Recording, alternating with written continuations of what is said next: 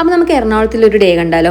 നമ്മൾ തലേന്ന് എത്തിയിട്ട് അന്ന് തന്നെ പർച്ചേസിങ് കാര്യങ്ങളൊക്കെ കഴിഞ്ഞിട്ട്, പക്ഷേ അന്ന് വീഡിയോ എടുക്കാൻ പറ്റിയ സാഹചര്യമല്ല എനിക്കുണ്ടായിരുന്നു. അത്രയ്ക്ക് ഞാൻ ടയർഡായിട്ടുണ്ടായിരുന്നു. നേരെ നമ്മൾ കളമശ്ശേരി പോയി. നമുക്ക് 1:30 അന്ന് ട്രീറ്റ്മെൻറ്റിലത്. കളമശ്ശേരി നമ്മൾ മസാല ദോശയൊക്കെ കഴിച്ച് അതിൻ്റെ ഇടയ്ക്ക് നമ്മളൊരു ഫ്രണ്ട് വന്നിട്ടുണ്ടായിരുന്നു. ഏട്ടനും ഞാനും ശാരികേച്ചിയും കൂടിയിട്ട് നേരെ ഫോറം മാളിൽ പോയി. ഓൾമോസ്റ്റ് എല്ലാവർക്കും ശാരികേച്ചിനെയും വരുണേട്ടനെ അറിയായിരിക്കും.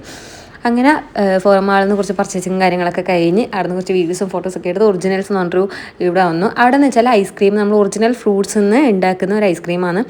ഇവിടെ വന്നപ്പോൾ പിന്നെ എൻ്റെ സത്യം പറഞ്ഞാൽ ഒരു 3-4 ദിവസമായിട്ട് എൻ്റെ എല്ലാ ഡയറ്റ് പ്ലാനും തെറ്റിപ്പോകുന്നുണ്ട്. ഞാൻ ഷുഗർ കട്ടിലാണ് ഉണ്ടായി. അതൊക്കെ ആദ്യം എൻ്റെ ലൈഫിലേക്ക് തിരിച്ചു വന്നുകൊണ്ടിരിക്കുന്നത്. അതുകൊണ്ട് 2-3 ദിവസം കഴിഞ്ഞിട്ട് എനിക്ക് ആദ്യം അത് റീസെറ്റ് ചെയ്ത് എടുക്കണം എന്നുണ്ടെങ്കിൽ എങ്ങനെ സാധിക്കുമെന്ന് എനിക്ക് തന്നെ അറിയില്ല കേട്ടോ. ഞാൻ അഡിക്റ്റായിപ്പോയി. അങ്ങനെ 1.5 കിലോ ട്രെയിനിന് കയറി. അതിന് ശേഷം ഞാൻ ആ ഫോറം മാളിൽ നിന്ന് വാങ്ങിയ ഉപ്പിലിട്ട മാങ്ങ, പിന്നെ പേരക്ക, അതുപോലെ തന്നെ പൈനാപ്പിളൊക്കെ തിന്നു. പിന്നെ കുറച്ച് ബിങ്കോ വാങ്ങി. ഞാൻ പറഞ്ഞു ശോകാവസ്ഥയിലേക്ക് കൂടിയാണ് ഇപ്പം എൻ്റെ എല്ലാ ഡയറ്റും പോയിക്കൊണ്ടിരിക്കുന്നത്.